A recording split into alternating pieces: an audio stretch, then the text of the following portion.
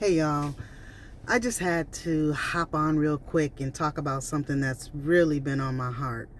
Boundaries, especially when it comes to offering your gifts and service to others, like whether it's like coaching, healing, spiritual guidance, training, whatever your work is. If it comes from a place of purpose, this video is for you.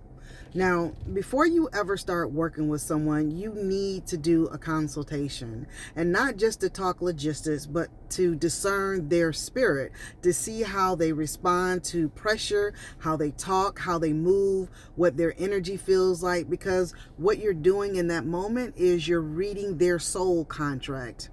Everybody is not your assignment. Let me say that again for the people in the back. Everybody is not your assignment. Sometimes people come to you because they're drawn to your light, and sometimes that's a beautiful thing, but other times it's because they're in the dark and they don't want to find their own light.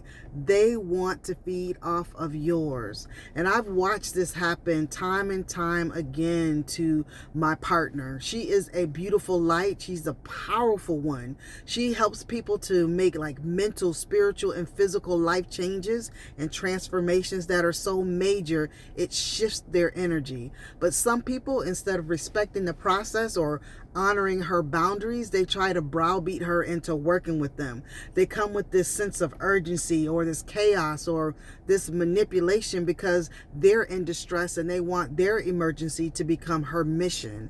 But just because you're in a crisis doesn't mean someone else is obligated to rescue you, especially not someone who operates spiritually. That's not how divine alignment works. In the metaphysical realm, when you say yes to the wrong energy, you're not just saying yes to a client, you're saying yes to a karmic contract. You're inviting their attachments, their spiritual debt, and their chaos into your sacred space. And if you're not assigned to help them, that could spiritually backfire for you and for them.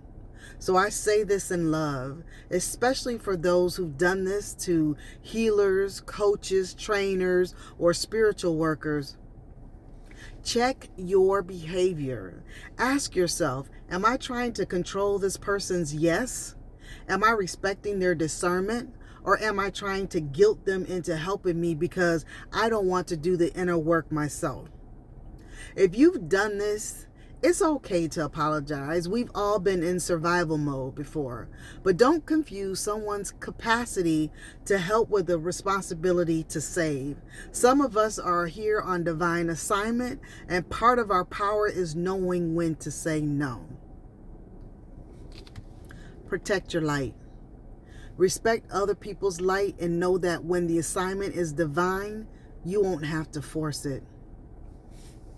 Y'all be blessed. And remember, boundaries are not walls. They're gateways to alignment.